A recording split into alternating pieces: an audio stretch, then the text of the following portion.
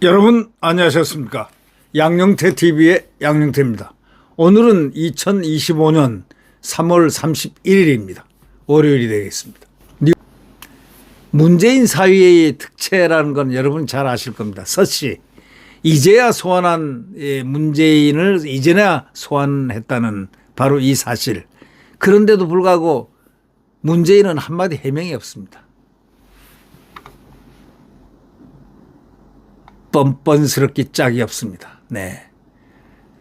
문재인 전 대통령의 전 사위 서모 씨의 타이이스타젯 특혜 채용 의혹을 수사 중인 검찰이 최근 문 전 대통령에게 뇌물수수 혐의 피의자로 소환 통보했습니다.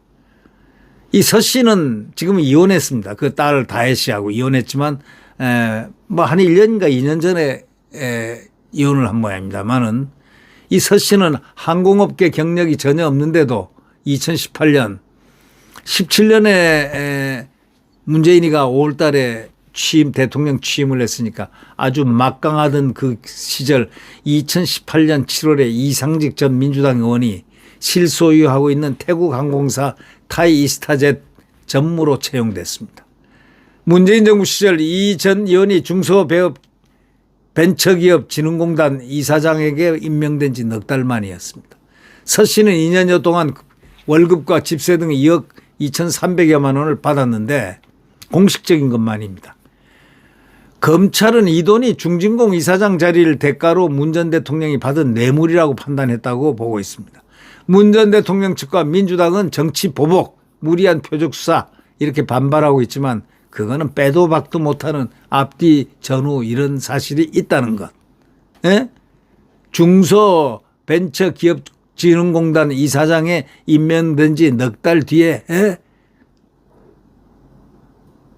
이렇게 서 씨가 타이이스타젯 전무로 딱 가게 되고 아니 비행도 한 번 안 해본 사람이 비행과 관련 전문 관련이 전혀 없는 사람이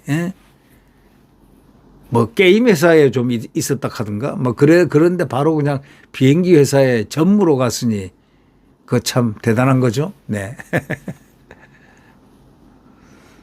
검찰은 이 돈이 중진공 이사장 자리를 대가로 문 전 대통령이 받은 뇌물이라고 판단하고 문 전 대통령 측과 민주당은 정치 보복이다 이렇게 말을 하는데 이게 누가 정치 보복이라고 하겠습니까?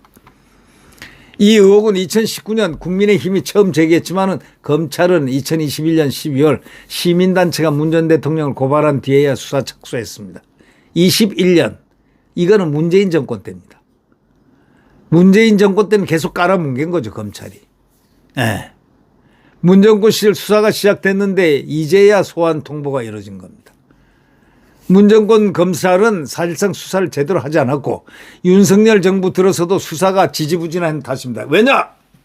바로 이원석. 이원석은 누구냐? 한동훈이가 임명한 한동훈이가 자기 연수원 동기입니다. 그래서 법무장관 할 때 임명이 아니고 추천한 사람입니다. 한동훈 추천. 그러니까 한동훈하고 법무부 장관이고 동기에다가 검찰총장이니까 그냥 뭐 같은 통속이죠. 네. 문재인 정권 시절 화양연화를 했던 이 한동훈과 이원석이 대통령 말을 안 들었습니다.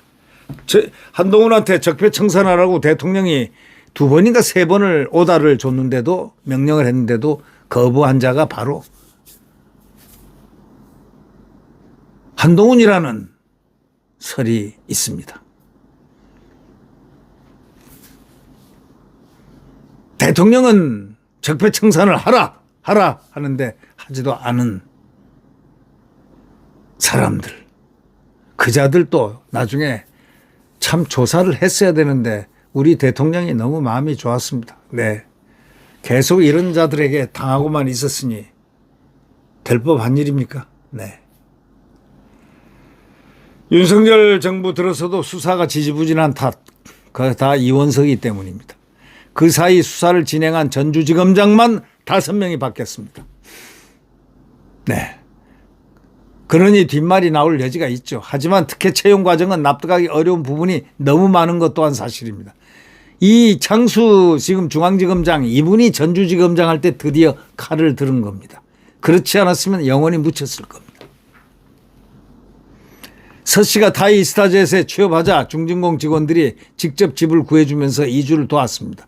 이 전 의원이 대통령 딸 가족을 챙겼다고 볼 수밖에 없죠.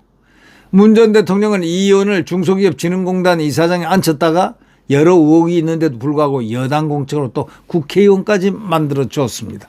대통령 딸의 해외 이주와 무관하다고 믿는 사람이 누가 있겠습니까? 이 조선일보 사설자는 말이죠.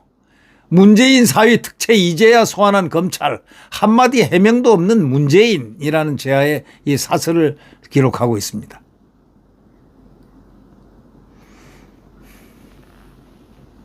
문 전 대통령 딸 다혜 씨는 2020년 귀국해가지고 청와대에서 계속 살았습니다.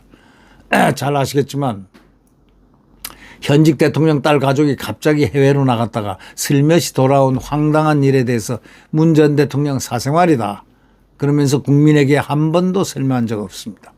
검찰 소환 요구에 응할지도 불투명합니다. 문 전 대통령은 집권 후 2년 넘게 검경을 총동원해 전 정권을 먼지 털듯이 수사했습니다. 전직 대통령 2명을 비롯해 200명이나 넘는 사람이 무고한 사람들이 구속됐던 문재인 때 적폐청산 대상들 한번 생각해 보십시오. 이자 이 문재인이가 자행한 그 악독한 그 법적인 그 소위 적폐청산 다 나중에 거의 다가 무죄로 다 나왔지 않습니까? 무혐의로 다 나왔지 않습니까? 그런 사람이라면 적어도 그런 일을 벌였던 사람이라면 적어도 가족 비리 의혹에 대해서 해명은 해야 되지 않겠습니까? 문재인 해명하라. 이것이 국민의 오다다. 오바. 네. 네, 여러분 구독 버튼과 엄지를 눌러주시면 대단히 감사하겠습니다. 네, 정말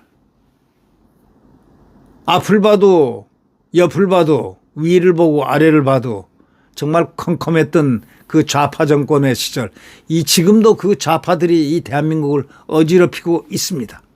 자, 우리 국민들이 이제 정신을 바짝 차리고 정말 바짝 차리고 이 대통령이 귀환하는 날까지 여론전을 펼치면서 더욱더 강건하게 이들과 대항해야 됩니다. 이들에게 무너지면은 우리는 우리의 후손들 미래 세대는 끝입니다. 공산치하에서 살게 할 수는 없지 않겠습니까? 이재명이가 집권하거나 이 야당이 집권하면 공산화가 된다는 것은 불을 보듯이 뻔하지 않습니까? 자, 그래서 대통령이 빨리 귀환을 해야 됩니다.